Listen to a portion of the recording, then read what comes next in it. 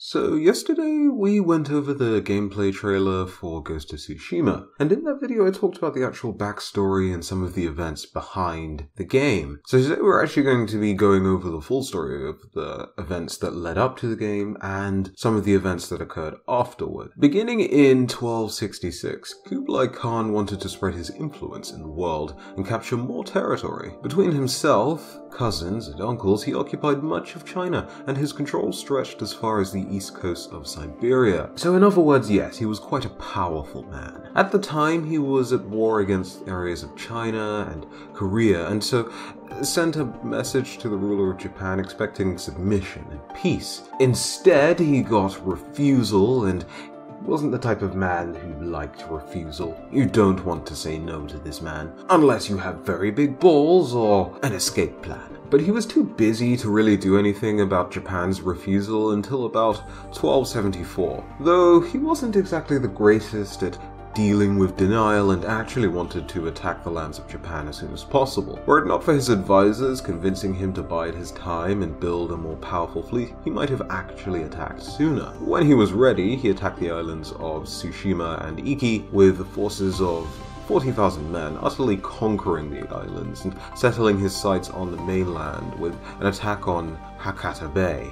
A surviving samurai, Takazaki Suwanaga, delivered intel on the invading Mongol armies to the samurai at Hakata Bay, but even so, the enemy employed several tactics, little tricks, and just things that the Japanese were amazed by or very not happy to see in the battlefield because, the Japanese didn't actually want to die, as any normal human wouldn't have wanted to die. The samurai code of Bushido dictated that a warrior would move forward, state his titles, and expect a two-person duel. The Mongolians were unaware of this code and simply overwhelmed those warriors that complied with it. If you ever want to have a 1v1 with anyone in any sort of game and someone else is on their team and playing, you could expect that sort of bad stuff to happen. The invaders also utilized war drums to help coordinate attacks, but they also unnerved or frightened the Japanese cavalry horses, which of course didn't help the Japanese side. Both sides made use of archers, but the Mongol shooters had poison-tip arrows, shorter, more precise bows compared to those of the Japanese samurais, and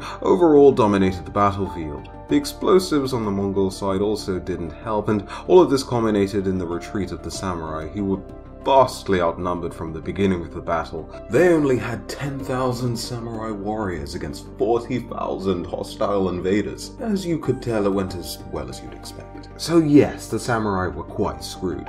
With a successful day in tow, Kublai's men returned to their vessels, where the Mongolian generals were convinced to head out further to sea, thanks to fears of wind that may disrupt their campaign. When the ships sailed away from their positions, they discovered Japan's saving grace, a typhoon that swept away the fleet of Khan's ships, drowning his warriors and forcing the retreat of Kublai's men. The Japanese were pretty darn happy. They were safe for now, and for good reason, but there was also a pretty good reason as to why the Japanese were only able to muster about 10,000 men as a defense against a man who had been known to conquer a vast amount of China and some other territories that were fairly significant. See, the country suffered from its own squabbles and conflict, and so you can imagine why those in power would have been stingy about giving too many of their samurai warriors away just to combat this oncoming threat. Perhaps they figured that they might be able to use this conflict to their advantage to seize more power, or they didn't truly understand the threat that was at play, thinking they could perhaps ignore it. But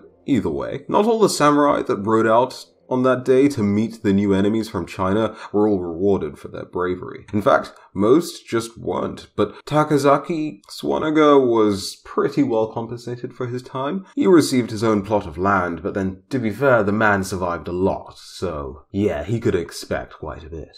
The Bafuku at the time really couldn't spare any expenses to pay these samurai, which would eventually be a problem. But for now, it was somewhat cool for the Bafuku, in that he was able to receive samurai aid again. The Japanese would leave nothing to chance and build defenses around the bloody beach, 25 miles or so. When word reached Japan in 1281 of a second attack, their fighting force was also bolstered.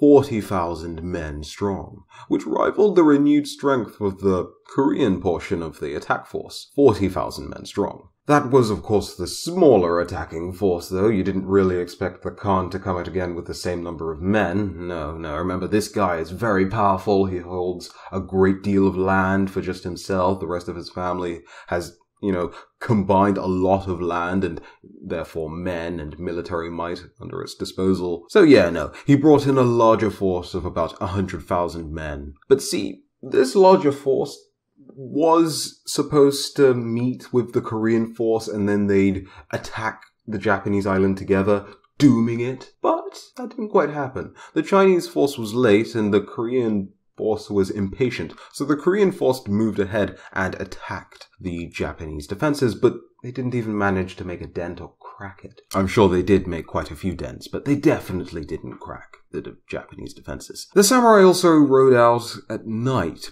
burning enemy ships and returning to the bays of Hakata. Thanks to this, the Korean invaders held back and waited for their Chinese allies, as the Japanese simply just did too much damage, weren't attacking the beaches too frequently until the Chinese came to aid them. And when the Chinese did come, the samurais looked royally screwed, but they weren't. See, those BS moments in shows that seem like some sort of BS pull, where a character will be saved from a situation where they should have definitely been screwed and there was no way out of it no matter what? Well, that actually happened in real life here, where, again, another typhoon just decided to sweep in and devastate the Khan's forces. All of his ships, or a good strong number of his ships, decided to be sunk at the bottom of the sea, including his men. They also drowned because, as we all know, humans, fill them up with water that they won't live too long. And for those that could somehow find some land, if that land happened to be the shores of Japan, well, you can just imagine how happy the samurais would have been to, end those lives. And for the rare few that did manage to make it back to safe Allied territory, they were probably pleased to find out that the Khan had no longer any interest in trying to attack Japan again after 2 typhoons decided to give them 2 very profuse middle fingers. Now, some people in Japan believed this to be the work of the gods themselves. But remember that trouble I was talking to you about earlier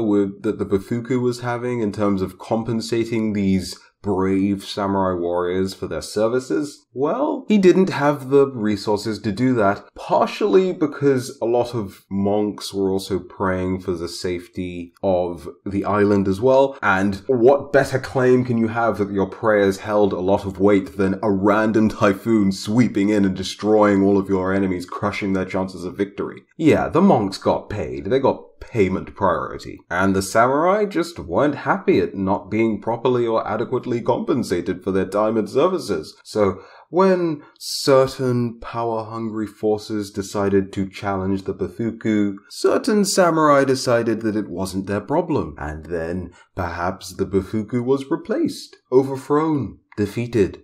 Sad times.